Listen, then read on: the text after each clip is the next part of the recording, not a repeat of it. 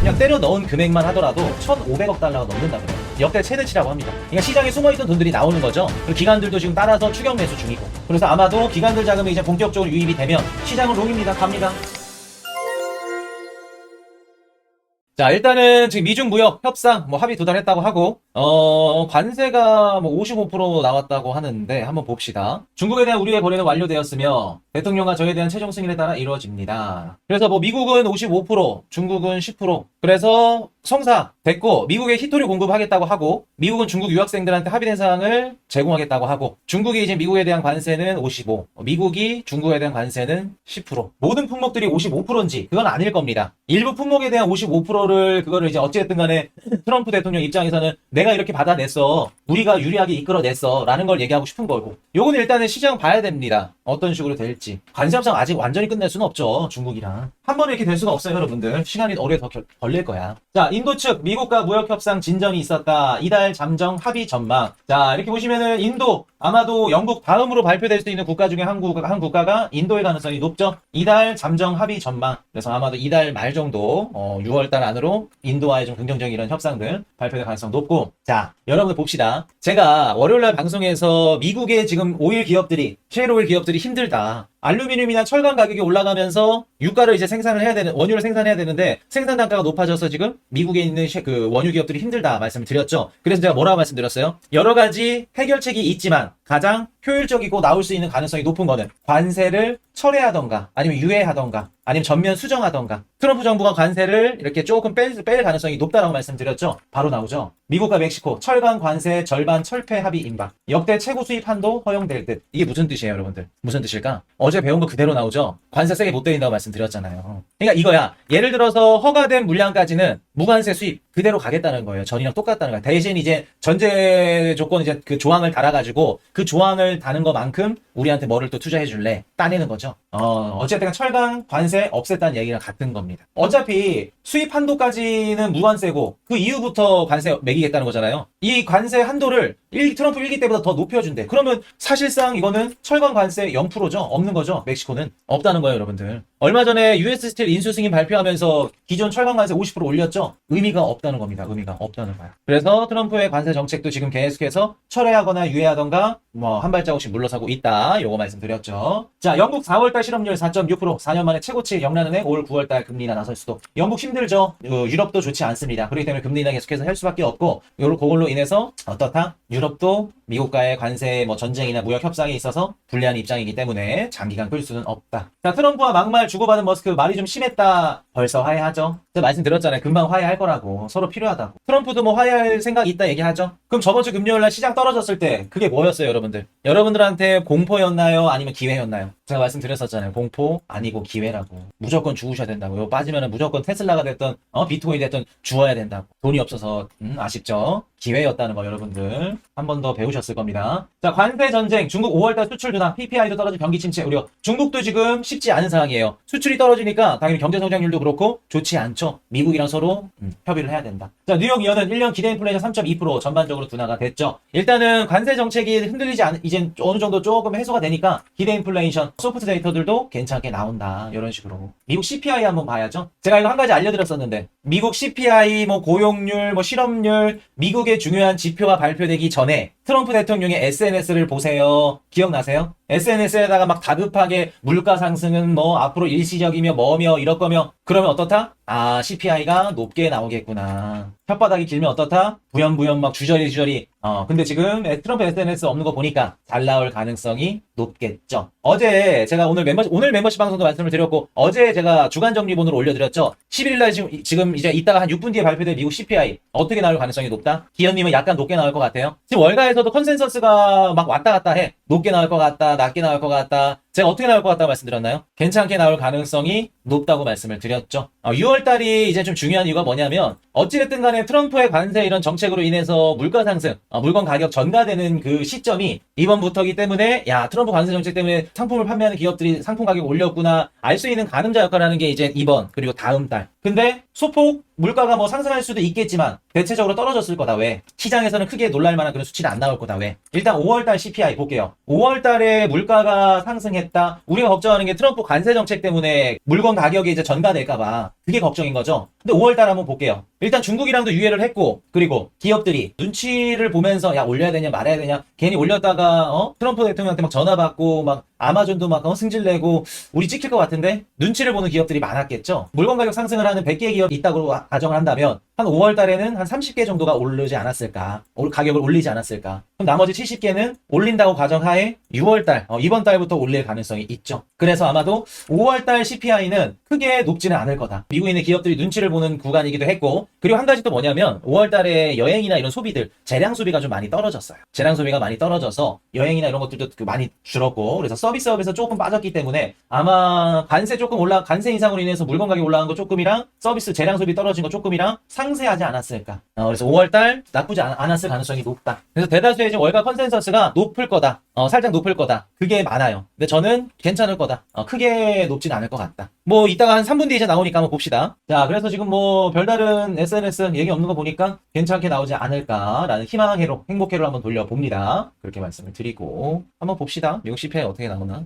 자, 2분 뒤에 나오죠. 자, 볼게요. 케냐 최대 슬럼과 키베라 주민들 일상에 비트코인이 도입된다. 자, 이제 아프리카에서도 계속해서 비트코인이나 뭐 블록체인 이런 것들이 도입이 되는 움직임입니다. 일단은 뭐 키베라 주민들, 뭐 케냐 이런 데는 은행이 없죠. 금융망이 제대로 깔려 있지 않아요. 이런 곳에 이제 거주하고 있는 주민들 같은 경우에는 당연히 이제 뭐 은행 업무라던가 이런 것들이 안 돼. 그래서 막 물물 교환도 하고 예전에 이제 우리로 따지면 원시 시대죠.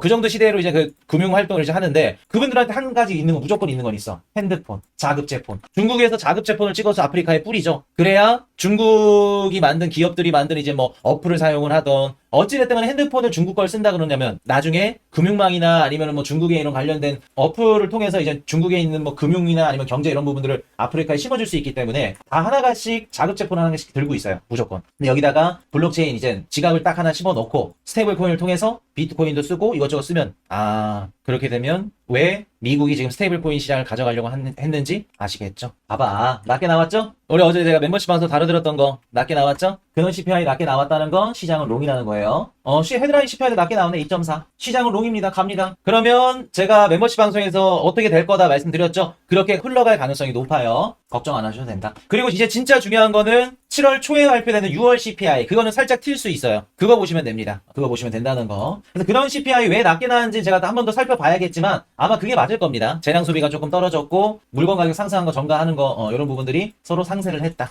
그래서 그런 가능성이 높다. 자, 그래서 케냐에서도 이런 식으로 한다는 거. 자, 트럼프 대통령 연준 의장 교체설에 스콧 베센트와 케빈 워시 거론. 야, 재무장관 베센트 형님이 연준 의장으로 간다? 근데 저는 충분히 가능성이 있는 게 뭐냐면 일단은 첫 번째 좀 의문점이 그러면 재무장관은 누가 하냐? 누가 할 거냐? 그게 1순위고 그리고 두 번째 만약에 베센트 재무장관이 지금 갈 가능성도 있는 게 뭐냐면 지금 만약에 제롬 파월 연준 의장 그 밑으로 간다고 하면은 어찌됐든 간에 바지예요. 그러니까 연준 의장을 자를 수는 없어요. 26년도까지 해야 됩니다. 그래서 지금 트럼프의 계획이 뭐냐면 무늬만 연준 의장을 안 치는 거야. 그냥 제롬 파월 연준 의장이 연준 의장인데 무늬만 실질적으로 연준에서 회의를 하고 그냥 앞으로 어쨌든 간에 썩은 줄 뭐 무슨 황금줄 막 이렇게 생각을 하잖아요. 제롬 파월 연준 의장이 썩은 줄이 되는 거고 1년이나 남았지만 1년 동안 그냥 아예 반신불구를 만들어 버리는 거고 그러려면은 지금부터 연준 의장 자리는 아니지만 거의 역할을 해야 되는데 그만큼 포스가 있고 통제력이 있는 그만한 입지적인 인물이 가야겠죠. 그러기 위해서는 베센트가 가능성도 있죠. 베센트 가능성 있습니다. 근데 불안한데요. 만약에 이렇게 이동하면은 차라리 신임 연준 의장이 들어와가지고 제롬 파월 연준 의장이랑 서로 이렇게 조금 대립을 하는 그런 모습이 낫겠죠. 요걸 한번 지켜봅시다. 코신이 백악관에서 일하실 때 싶어요. 제발 가지 마세요. 어디 갑니까? 자, 미국 SEC 이르면 3주에서 5주 내에 솔라나 현물 ETF 승인 가능성. 자, 솔라나 현물 ETF 승인 가능성 높겠네요. 뭐 3주에서 5주 내에 승인 가능성이 있다고 이런 얘기 나오는 거 보니까 근데 뭐 솔라나야 뭐 알고 있었잖아요, 여러분들. 지금 솔라나랑 리플이랑 둘 다 현물 ETF 가능성은 매우 좋다, 높다. 그렇게 보시면 됩니다. 왜냐면 둘 다 CME 선물이 상장이 됐으니까 그렇게 보시면 됩니다. 자, 미국 SEC 비트와이즈 비트코인 이더리움 결합 현물 ETF 심사 본격 창수. 자, 이게 무슨 뜻일까? 비트랑 이더리움이랑 같이 결합된 상품이 나온다는 겁니다. ETF 상품이. 내가 이더리움이 싫더라도 어쩔 수 없어. 담을 수밖에 없다는 거죠. 담을 수밖에 없다는 거예요. 그래서 비트코인, 이더리움. 제가 이더리움 뷰를 좋게 말씀을 드렸던 이유 중에 또 한 가지가 이런 부분들입니다. 자, 비트코인 ETF 플로우 테이블 유입 좋죠? 유입량이 높습니다. 4억 불 들어왔고요. 계속해서 유입되고 있네요. 이더리움도 좋네요. 이더리움이 1억 2천만 불, 1억 불 넘었네요. 유입이 들어오고 있다는 거 말씀을 드리고 6월 11일 미국 CPI 발표됩니다. 저희 예상대로 2.4 낮게 나왔습니다. 좋습니다. 12일날 신규 실업 창구 건수 의미 없고요. 자, 그럼 한 가지 우리 예상할 수 있는 게 있죠. 곧 1시간에서 2시간 안으로 트럼프 SNS에다가 이런 글이 올라올 겁니다. 야, 봐라. 물가가 이렇게 빠졌지 않냐. 연준 의장 금리 안 내리고 뭐 해? 금리 인하 푸싱이 또 될 거예요. 트럼프 대통령의 또 금리 인하 무세 반복해서 얘기할 겁니다. 아마 1시간에서 한 2시간 안으로 올라올 것 같은데 한번 보세요. 트럼프 SNS 그렇게 보시면 됩니다. 거봐라. 물가 안 튄다. 금리 내려라. 거봐라. 관세 전쟁 때문에 물가 올라간 거 일시적이다. 올라가도 일시적일 거다. 떨어질 거다. 올라갔으면 일시적일 거다. 내려갔으니까 안 올라간다. 요런 얘기 하겠죠. 10일날 요거 중요해요, 여러분들. 생산자 물가 지수죠. PPI 이거 보시면은 이제 왜 물가가 안 올라가는지 알아요. 알 수 있는 겁니다.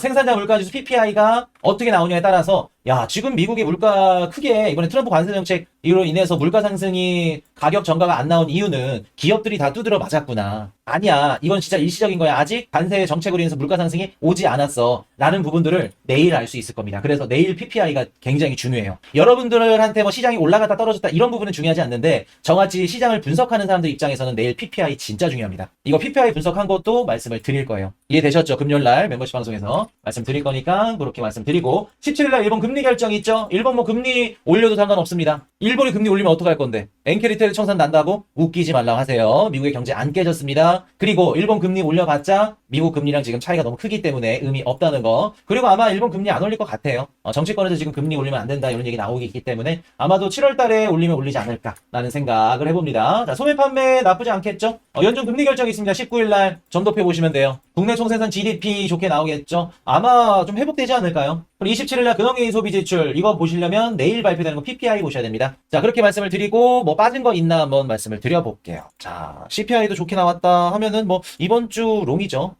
비트코인 뭐 정거점 갱신 가능성도 우리가 열어둬야 돼. 자, 한번 봅시다. 뭐가 빠졌냐? 일단은 미중 무역 협상 뭐 괜찮고 그리고 중국의 5월달 수출 증가율 많이 감소했고요. 대미 수출이 거의 한 30% 넘게 감소했다고 합니다. 중국도 입장이 지금 불편한 거예요. 쉽지 않은 겁니다. 자, JP모건에서 그 기간 보고서가 나왔는데 3월, 4월 각각 400억 달러 상당의 주식을 매수했다고 합니다. 개인 투자자들이. 그리고 5월 달에도 230억 달러. 그러니까 지금 월가의 이제 증시 상황, 현재 상황이 어떤 상황이냐면 개미가 기관들을 끌고 가고 있는 상황이라고 해요. 기관들 자금이 아직 들어오지도 않았는데 최근에 나온 이런 상승들은 개미들, 스마트한 개미들이 이끌었다. 그럼 앞으로 기관들 매수 자금들이 더 들어온다는 건 우리가 생각했던 미국 증시의 최고점보다 더 올라갈 수 있는 가능성이 높다는 거겠죠. 미국 증시 올라간다 그러면 여러분들 갖고 있는 비트코인, 알트코인도 같이 올라가는 겁니다.